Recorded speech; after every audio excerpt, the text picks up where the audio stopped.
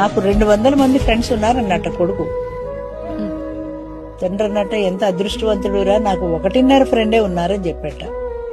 1.5 అదేంటి? అదే మరి 1.5 ఫ్రెండే ఉన్నారు నాకు, నీకు 200 మంది ఉన్నారు, ఎంత అదృష్టం అంటే.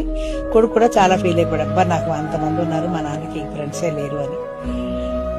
సరే అప్పుడు తండ్రి అన్నట్ట, అయితే నేను ఒక పని చేస్తాను, నేను చెప్పినట్టు నువ్వు చెయ్యి, ఒక పందిని చంపేసి మూట కట్టేసి ఆ మూట తీసుకుని నీ ఫ్రెండింటికి వెళ్ళి నేను ఒక మనిషిని హత్య చేశాను, ఇదిగో మూటలో పట్టుకొచ్చాను, తిరుగుతున్నాను, పోలీసులు నా వెంట పడుతున్నారు, నాకు ఆశ్రయం అని అడుగుతున్నాను అన్నాడు. సరే వీడు పందిని చంపేశాడు, మూట కట్టేసి తీసుకెళ్లాడు. వాడిని అడిగాడు, నువ్వు అక్కడే నిలబడి లోపల రాకని వాడు బయటికి ఇంటికి తలిపేసుకున్నాడు. Friend, present friend. అలా 200 ఇళ్ళు తిరిగాడు, 200 మంది ఇళ్ళు బయటకు పంపేశారు వాడిని. ఒక్క ఫ్రెండ్ కూడా వాడిని ఆదుకోలేదు. 200 మంది ఫ్రెండ్స్. అప్పుడు తండ్రినట, నా 1.5 ఫ్రెండ్ లో ఆ అర ఫ్రెండ్ ఇంటికి వెళ్ళు, నేను అడ్రస్ ఇస్తాను, పలానా ఆయన కొడుకునే అని చెప్పు అన్నాడు. సరే వీడు అర ఫ్రెండ్ ఇంటికి వెళ్ళి నేను పలానా ఆయన కొడుకునంటే, ఓ నువ్వు నా ఫ్రెండ్ కొడుకు, రా కూర్చో అన్నాడు ఆయన.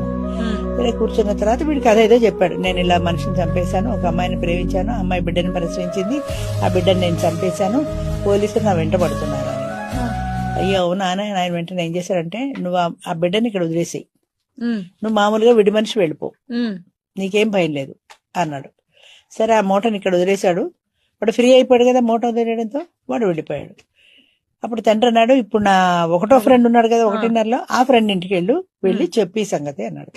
సరే వాడు అక్కడికి వెళ్ళి, నేను పలానా రామారావు గారు అబ్బాయినండి, నేను ఇలాగ ఒక బిడ్డని చంపేశాను, అర ఫ్రెండ్ ఇంటికి వెళ్ళి అర ఫ్రెండ్ ఇంట్లో మూట కట్టి పెట్టాను, నన్ను మా నాన్న మీ ఇంటికి వెళ్ళమన్నాడు, మీ దగ్గరికి వచ్చాను, ఇప్పుడు నేను ఏం చేయాలి అన్నాడు.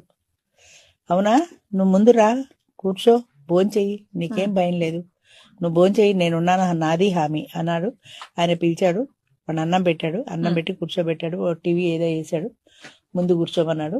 ఇలాగా పోలీసులు వచ్చారు ఇల్లు పట్టుకోవడానికి. ఆ హత్య నేనే చేశానని ఈయన వెళ్ళిపోయాడు, ఈ ఫ్రెండ్ 1వ ఫ్రెండ్ వెళ్ళిపోయాడు. నేనే చేశాను ఆయన ఒప్పుకొని ఈ నేరాన్ని ఆయన ఎత్తి మీద వేసుకుని ఆయన వెళ్ళిపోయాడు.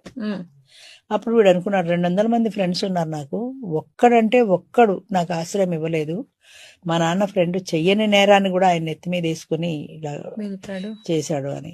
సో 1.5 ఫ్రెండ్ ఎక్కువ, 200 ఎక్కువ అంటే ఎందుకు పనికిరాను. ఇవాళ నువ్వు నా ఫ్రెండ్ రాని కలం స్నేహాల్లోనూ కావలించుకొని ఫోటోలు తీసుకోవడంలోనూ వాట్సాప్లో పెట్టుకోవడంతో ఆ ఫ్రెండ్షిప్ ఖతం అయిపోతుంది.